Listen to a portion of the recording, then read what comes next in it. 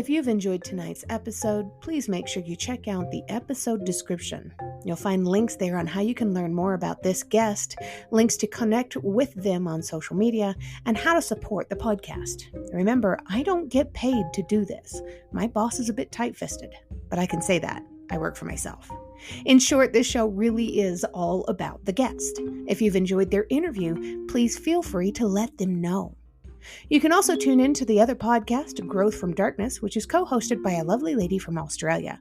We talk about what trauma responses are and healthy ways to move beyond the past. For more information, just go to growthfromdarkness.com.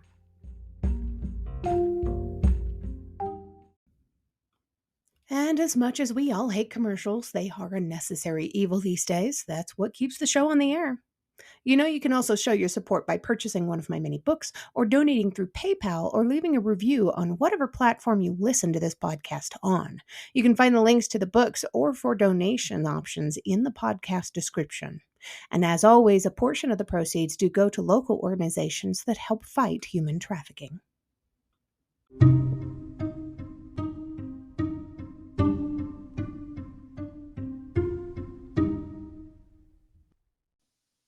Welcome back to the podcast. As always, I'm your host, Amanda Blackwood. I have an incredible guest with me today, guys. You're not going to believe this. I have a man who has overcome a lot in his past and has done so much with his life. He is Reverend Dr. James W. Smith, and my goodness, I cannot wait for his story. But in the meantime, welcome to the show.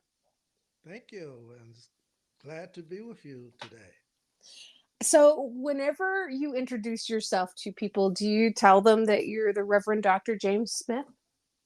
Yes, I do, but I'm not into titles, so if they want to call me Reverend Smith, Dr. Smith, or just Smitty or James, I'm okay.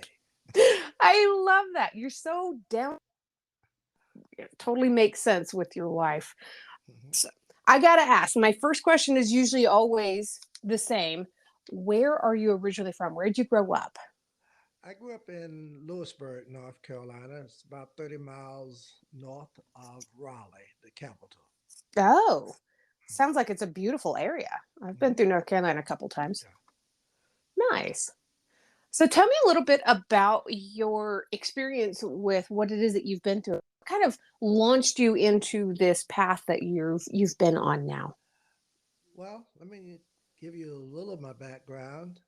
I grew up in a small town outside of Lewisburg that was so small until when you enter it, you were leaving it. I also went to high school there in that little small village. And of course, I graduated, went off to college, then went to law school. I received my law school degree, JD, and I started practicing in my hometown. And of course, I was the uh, first and only African American lawyer practicing at that time in my hometown. And I was also the youngest African American lawyer practicing in the state of North Carolina. Wow. Got into gambling and lost my focus, committed a crime, uh, went to a mental hospital. From there, I accepted Christ in my life. And of course, I also accepted the ministry, the call to the ministry. After I preached my initial sermon on January, the first Sunday in January 1982, the following day, I went to court and pled guilty to armed bank robbery, got a 15-year sentence, spent 5 years in prison, got out in 1986, started my life all over again, went back to school, got my got my master's of divinity and then my doctor of ministry, called to pastor for the last 32 years, and retired past December. And now I'm into podcasting, enjoying it. That's my life. My word. What an insane journey you've had. Wow. Do you know, was it the gambling that kind of pushed you down the road to the armed robbery? Yes, Yeah.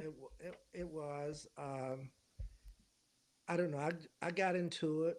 Well, I knew gambling for basically all my life because I had an uncle who gambled, and so I was very familiar with it. But I had never played poker, and so I started playing poker with older professionals when I was practicing law. And at first, it was great. I won and I lost. I knew how to get up. Those things I knew when to fold, I knew when to hold. But then it got to the point where the love of the game kind of took over. And instead of me getting up, I stayed and played until almost the game was over. And I think what added to it is that I was playing with professionals, other lawyers, barbers, bondsmen. We had a little circle. And so nobody was worried about money. If you Hmm. needed to borrow $500, you got $500. And if I had it and they need to borrow from me, they got it. And because everybody knew that the next week, you know, they would get taken care of. And so Right. I think that added to it too, because I never had to get up. I was just loving it. And so then I was losing, start losing at that point. And of course, when I knew anything, I lost all of the properties that I had accumulated. I lost my first wife of 5 years. My partners and I separated all because of my gambling. And of course, when I knew anything, that was it. I messed up. There's a long story behind it all, but I'm just trying to give it to you briefly, and then allow you time to ask any questions that you want to, so we can make this a good conversation. Oh yeah, absolutely. And I do appreciate that. Your Hmm. story is just fascinating. There's always redemption available too, Hmm. especially through the route that you took. Do you Hmm. remember that moment, that exact moment when you found God? Yeah, well, I was always in church, so that wasn't new.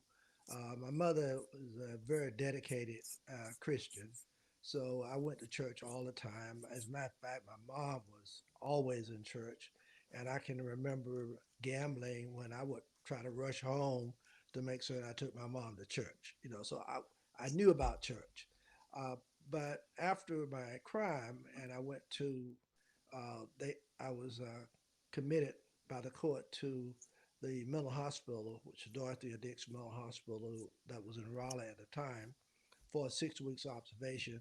It was there that I began to kind of come to grips with what was going on in my life, asking questions about how to let myself get into this place.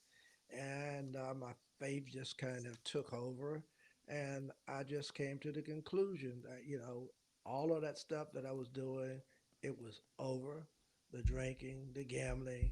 And that was really the case. It was over. And when I got out and came back to Henderson, where I was practicing law, you know, they reduced my bond because my bond was $100,000 at that time. They reduced it to 10,000, and I got out. And during this whole time was just a different time for me. My whole perspective on life changed. I just was finished with all that crazy stuff that I was doing, and of course, during that time, which was about a 6 month period before I went back to court, I was going to church, going to Bible study, and I felt a call to the ministry. And of course, I went and talked to my pastor.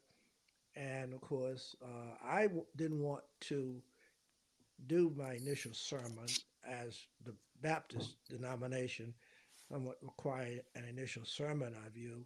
So, but I didn't want to do that until I got out, because I was okay. I knew I was going to get some time. I was prepared for it. I just wanted to go in and not get in any trouble, get out, because I knew that my life was going to be different because I had a made up mind. And so, but when I went to talk with my pastor, he told me, he said, well, if you feel a call, then why don't you go on and do your initial sermon now. You don't know what you have in store for in prison. You know, it may be that he wants you to work with inmates, what Mm. have you. And so I did. So I preached my initial sermon on that Sunday, first Sunday in January of 1982. Never will forget it. And the following Monday, I had to go to court, federal court in Fayetteville, North Carolina, and it was there where I pled guilty and received a 15-year sentence. At that time, you only had to serve uh, 1/3 of your sentence, if you had good behavior. And I knew I was going to have good behavior, so I knew I was getting out in 5 years, and that's what happened. And Oh, so wow. when I went in, I did exactly, I got a good job with the adult basic education. I worked in the chaplain's office, and as a result of that, I got lots of great privileges. I went out to Stallstown, Pennsylvania for a workshop with Prison Fellowship. I went back to D.C. And when I tell people this is hard to believe, but at that time, uh, when I went to D.C., they allowed me to fly out by myself and come back to the prison. Yeah. That's pretty cool. And you still speak in prison settings, right? Yeah, not as much as I used to. Uh, I I was doing quite a bit in the federal correction institution. I went out to Kansas. I've been all over. The I was on death row here in North Carolina, but but since I was pastoring, I had I you know it kind of not as often as it was before I started pastoring.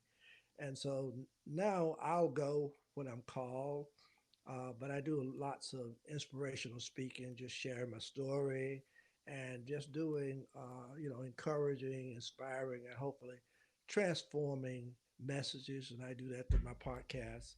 My podcast is entitled uh, uh, "Tell Us Your Story," and of course I am about encouraging, inspiring, and transforming, and so that's what I do basically now. And I workshops, seminars, and you name it.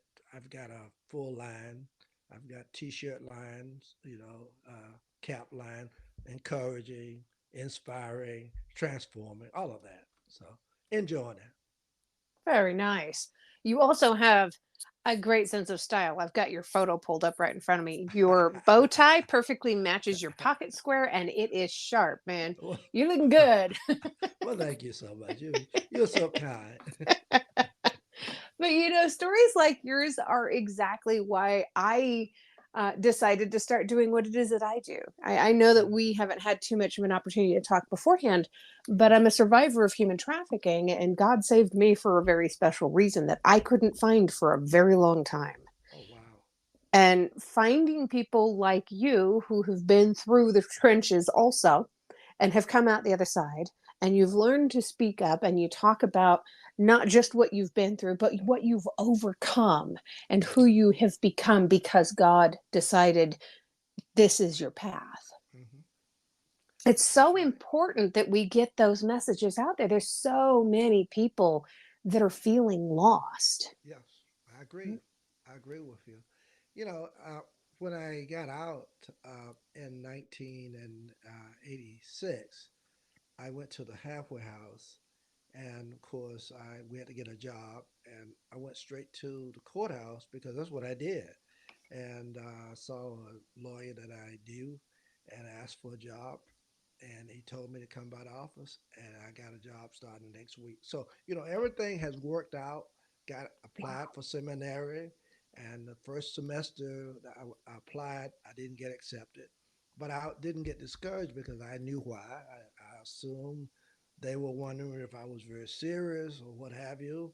And so the next semester I applied again and I got accepted. And Hmm. so you know I never got discouraged along the line. I knew why things were happening to me. I after I'd been with the out for a while and working as a paralegal at some church, I mean, in some law offices. I decided to apply as a sponsor of CLE, Continuing Legal Education, for the North Carolina State Bar. My license obviously had been disbarred. Had Mhm. been disbarred, but uh, I was talking with a lawyer in Henderson that who knew me well, and there was another lawyer who had gotten in some trouble of embezzling, and of course they allowed him to do CLE. So there was only one disbarred lawyer in the state of North Carolina that was doing continuing legal education. And so my lawyer friend said, I've read, his name is Jim Blackburn. He said, I've read Jim Blackburn's book, and your story is interesting too. Why don't you apply to sponsor CLE with the state bar? And so I think lawyers would love to hear your story and your sharing with them. Well, my situation was a violent one, so I just didn't feel as if I would, it would work for me. But when I came back, talked to my wife now, 32 years, well, 33 years this year, Wow. and she said to me, she said, "Well, honey, you don't have your license anyway, so what can you lose?" So I applied. I applied to the state bar, and they gave me an answer and told me that I should hear something from them within 2 weeks. And of course, 2 weeks passed on that Friday. I didn't get anything in the mail. So in my mind, I'm thinking that all they can see is an African American guy who robbed a bank, and that wasn't a really good picture. Okay, Mm. so what I did, well, you see the, you say you have a picture of me, but I got dressed in a three-piece suit, put on my tie, I got a haircut. I had a haircut, and I said I'm going over to the state bar. I went over to the state bar, and the lady came down to talk with me, and I could tell from her expression that she was kind of shocked to see who she saw. And she said to me, she said, "Mrs. Smith," she said, "you should hear something from us within the next 2 to 3 days." Wow. Next 2 to 3 days, I got a letter saying that I had been approved as a sponsor of continuing legal education, ethics, and mental health. And so for 11 years, I just gave it up when COVID came in. For 11 years, I was one of two, the only African American disbarred. Uh, and there was one other person, Jim Blackburn, who was disbarred, who they allowed to sponsor CLE. Oh my That's, gosh. yep. It's amazing. You dress for success and you don't give up and you Hmm. show up and you get what it is that you're looking for. So many people wouldn't have ever made the effort to go down there. They would have just said, obviously, they don't want me. And they would have Hmm. just given up. Yeah. Yep.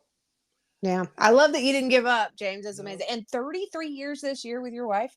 Yes. 33 years. Congratulations. That's Yeah. amazing too. July 21st. And it's interesting because we talk about it, we kind of laugh, and this is the truth. Uh, we knew we got married on July 21st, and I had never thought about it until maybe about maybe 10 years ago. And I said, "Honey, July 21st was the same day, July 21st, that I robbed the bank." Oh my gosh. I honestly, when we got married, I never thought about it. And, we never talked about it. It just never crossed my mind until I was just thinking. I said, "Oh, it was July 21st when this happened to me." You know. My gosh. So the low Uh, point and the high point of your oh life are on yeah, the same oh day. yeah, yeah. Same day. Interesting. Man, how did you meet your wife? Well, what happened? My wife husband was a minister, and he preached at the church, and he came home and had a heart attack. Left her with two kids. One was 5 at the time, and the other one was 10. And Uh, what what happened after he passed? The church that he was pastoring uh, was looking for another pastor, and they had called a pastor, but he couldn't get there until that next month. And so one of the Sundays in December, I never will forget, it was in December 1989. They called me over to render the service, and I saw her out there in the audience. And I got home and I called just say how you doing, and somehow it took off from there. And I was working with the law office in Warrenton, and one of the secretaries to the office knew her, and I said, I just asked some questions, and she, because at first I always thought I was this cool, you know, guy who could get any lady that I want, but now. I've got this record, so I'm a little bit more cautious to know if anybody would talk. And so she knew me. She said, "Well, Smith, do like you used to do. Just approach." And so I went to the floral shop and got a roses carnation, I think it was at the time, and sent it to her at the school. She was working. She was a teacher, and she was teaching at the school. And I say, for information on who this may be, call Loretta. Loretta was the one who was at the law office with me. And so when she got off, she called Loretta and came by the office to see. And Loretta said, "Well, there he is. He's right over there." And somehow that's how we started talking. You are slick, mister. Do you still give her Yeah. carnations once in a while? Oh yeah. Yeah. Yeah. Yeah. Yeah. We have a very good relationship. Yeah. Very good. Oh, that's Yeah. wonderful. Yeah. Oh, that's The, beautiful. yeah, the kids are great. She had two kids, and one, like I said, one was five, and they're all grown now. Yeah, And you had to practically little, help raise them, right? oh Right? yeah, oh yeah, they're my kids, and they acknowledge it. Yeah. They're my kids. Yeah. That's neat. Mm-hmm.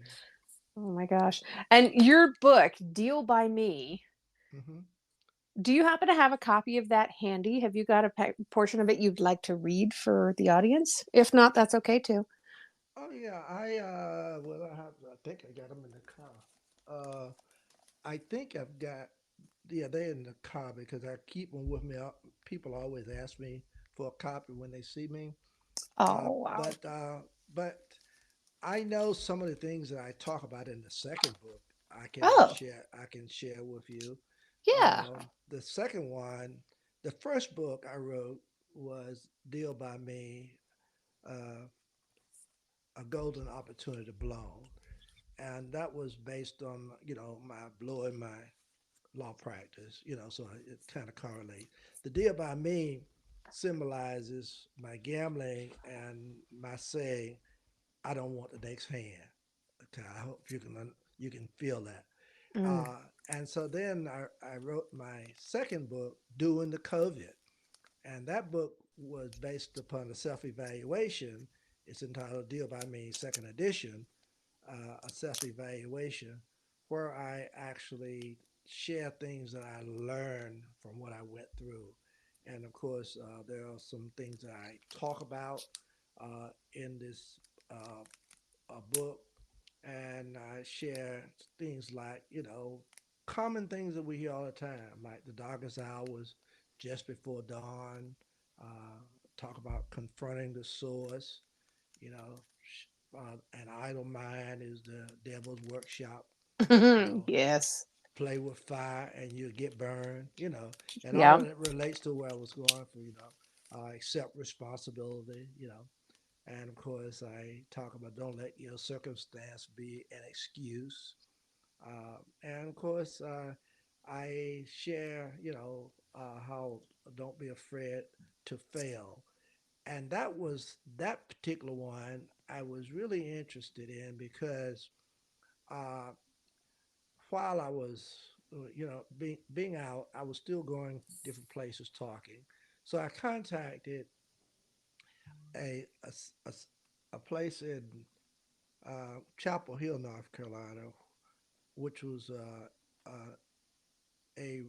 I guess, rehabilitation center for compulsive gamblers. It's kind of like, the people who have alcoholics, Hmm. go for And so when I called over there, I told him I'd like to come over and talk with the guys. I had been gambling and I knew a little bit about it. And he asked me if I was still a gambler. And I just told him, I said, no, I don't gamble anymore. I mean, I'm finished with it. And he said to me, well, I'm not sure if the guys and ladies would appreciate you coming over talking with them because we believe that once a gambler, always a gambler. Same concept with alcohol. Well, once an alcoholic, always an alcoholic. Okay. Right. And I told him, I said, "Well, I'm sorry, but I know I'm not a gambler anymore. Period. I just don't gamble." And so from that point, I started thinking about it. And when I was doing my book, the last one, doing the COVID period, during this 3 year COVID time, I started thinking about that, and I came to realize in my self evaluation that I may not have been a compulsive gambler. That I think my problem was more that I was afraid to fail. I had been this outstanding lawyer, and everybody would say that about me who knew me. I knew I was a good lawyer, not boasting, but I tried some big cases, rape cases. I've had them, uh, and I was this first and only African American lawyer to practice in my hometown. I was the youngest at age 26 African American lawyer practicing in the state of North Carolina at the time. And I had kind of this big head, and so now I'm getting ready. I've lost everything, and I'm going to the bottom. And I think my thought was that if I could get enough money to just take care of my debts, I could just pay off everything, and I could just get started over again like nothing would happen. Now that's silly talk, but I'm just telling you how I Yeah. thought I was thinking at that time. So I came to the conclusion that I may not have been a compulsive gambler, but I was probably afraid to fail. Right. I can hear a little bit of that in there. You created big shoes to fill. Yes, yes, I agree with that. Yeah. Hmm. It's a rough road to walk. Hmm. Everybody's expecting big things from you, including yourself at that point. Yeah, exactly. I agree. Yeah. Man. So where would people go if they want to grab your books? Well, they can go to my website. Uh, that's www.dealbyme.com, where they can get a book. And there is no shipping fee. I send it out, that get an autographed copy of any of my books. And the first one is Deal by Me, Golden Opportunity to Blow. In between, I wrote another one which dealt with church conflict because I got, and I haven't shared everything with you, but I also was appointed as moderators to the General Baptist State Convention because of my legal background, and Wow. they wanted me to work with churches that had conflict, and so I wrote a book on that entitled Come, Let Us Reason Together." That's in there. And then my last book that I wrote during the COVID period is the second edition of Deal by Me, a self evaluation.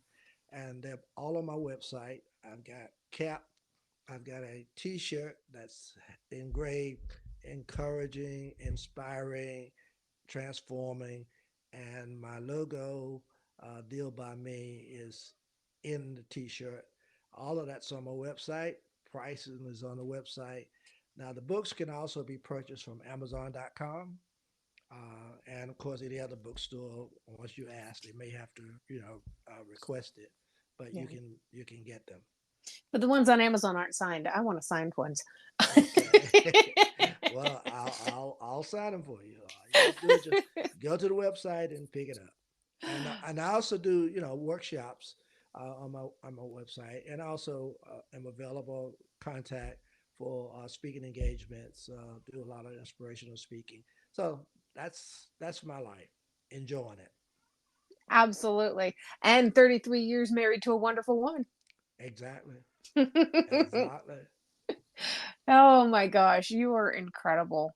Um, so there's always two last questions that I like to ask people. And the Mhm. first one is, how do you celebrate your wins in life? When something goes well, when you accomplish something new, how do you celebrate? By just giving thanks. That's beautiful. I'm just grateful. Yeah. I don't ask for a lot now. I just thank God for what I do have and for blessing me each and every day. Yeah. And I don't think I I don't need a whole lot. I've just felt His blessings. I'm fortunate. I have good friends. Even my former partners, we get together every once in a while. My best friend, even when I was practicing law, is still one of my best friends. We eat, so life is just good. Wow. That's beautiful. And what is one thing that you love about yourself that's not related to your physical appearance? I think I am considerate. I think I'm very humble, and that came as a result of what I went through. Yeah. If I can give you one illustration about the humility, and that that area is in my book also, the last book. Um, when I got out of the uh, when I got out of mental hospital, went back to Henderson where I was practicing law. I didn't have a job. I knew I couldn't go back to my law office, and so I had my friend who had a service station allowed me to work at his service station because I needed to make some money, help my mom who was at the house. Um, and I pumped gas and I washed windshields. Later, after about a month or two, I got another job at a supermarket in Henderson, and this was before Food Line, Kroger, and all the other major supermarkets that we know of now. It was it was called Safeway, and everybody came to Safeway to shop. And I got the job because I was into politics. He knew me. I ran for district court judge in '76, and if the law had been like it is now, I would have been the first elected African American district court judge. Uh, Wow. but I lost in the primary. I won the primary with 47% of the vote. See, now all you have to get is 40. But in the runoff, you had to get a 50%, and that's when I lost. Mm, So the gentleman who ran the Sayway knew me well because he was chairman of the county commission, so he just gave me a job. But the job that I had was behind the cash register, bagging groceries. And so clients of mine, family members, friends, everybody shopped here. Same thing for the service station. And I would walk their groceries to the car with them. They talk, you know. That taught me humility. It was like, wow, I used to be thought I was all this and that, mm, and now I'm walking groceries to the car with my former clients, you know, yeah. or I'm washing the windshields or pumping gas in in the cars of my former client. That's the humility standpoint. So I feel that I possess that quite, that's something that sticks with me. Yeah. You had to swallow your pride to get the job done. Exactly. Yeah. And that's not an easy thing to do. Hmm. Wow. You have had an incredible journey, and I know without a doubt that you have inspired so many people to turn their own lives around. Has anybody ever come to you and specifically said, because of you, my life is different? Oh, sure. Yeah, Yeah. that was almost for 32 years pastoring the same church. Yeah. And I never hid anything. You know, when I was first called, I laid my total background out, and they have a very large church on Sundays, on average about 100 members in service. On membership roll, about 200. But you know, I got that all the time. Reverend Smith, you don't know what you have done for me. You know, Yeah. when you preach, I see where you come from, and I just feel it. You know, yes, I get it all the time.